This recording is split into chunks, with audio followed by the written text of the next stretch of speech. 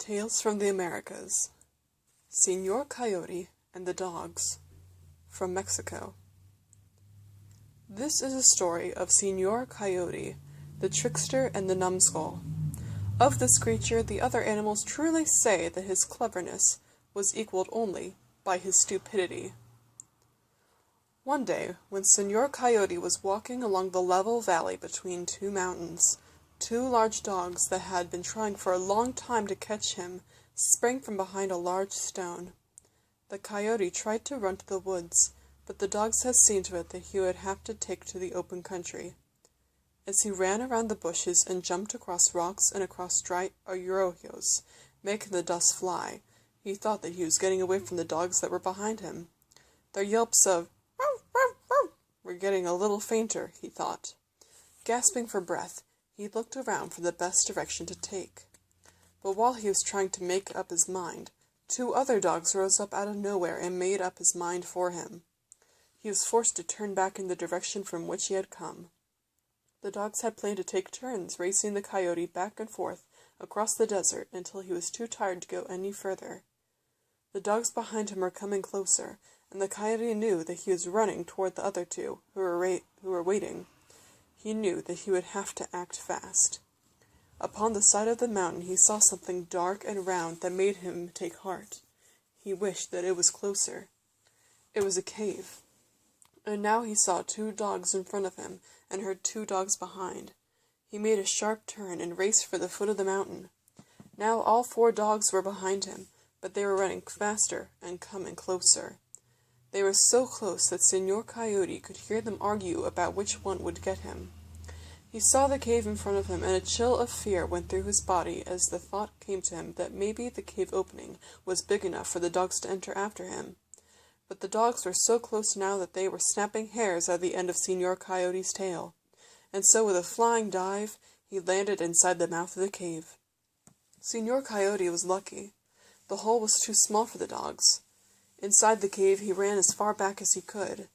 Outside, the dogs complained and whined and pawed around the cave a while, and then were heard no more. This was easily the worst fright the coyote had ever had, but once safe inside the cave, he began to feel brave again. He began to think that he was quite a fellow to be able to get rid of the dogs. As his weary limbs became rested, a desire to boast and brag stole over him. There was no one in the cave to talk to, so he began chatting with the various parts of his body which had had some part in the race against the dogs. "Patos," he said, looking at his 4 feet one at a time. "What did you guys do?" "We carried you away," said the feet. "We kicked up dust to blind the bad dogs. We jumped the rocks and bushes and brought you here." "Bueno, bueno," the coyote said. "You guys are good. You did really well." And he spoke to his ears. "Hey, ears, what did you guys do?" "We listened to the right and the left. We listened to know how far behind the dogs we were, so that our feet could know how fast to run." "Oh, splendid, splendid," said the coyote. "And, eyes, what did you do?" "We pointed out the road through the rocks and brush and canyons. We were on the lookout for your safety. We saw this cave." "Marvelous! Ha ha! What a great fellow am I to have such fine eyes, feet, and ears." And so overcome was Señor Coyote with his own self and the great things he had done in his life that he reached over to pat himself on the back. And then he saw his tail back there. "Aha, my tail," he said. "I had almost forgotten about you. Come, tell me what you did in this battle with the dogs." The tail could tell by the tone of the coyote's voice that he did not think too highly of him, and so did not answer. "About all you did was add extra load," said the coyote. "More than anything else, you held me back. Almost got me caught, too. You let the dogs grab the end of you. But let's hear from you. Speak up." "What did I do?" asked the tail. "I motioned to the dogs like this, telling them to come on and get you. While you were running, I was back there urging the dogs to come on. Through the dust they could see me in my whiteness, waving."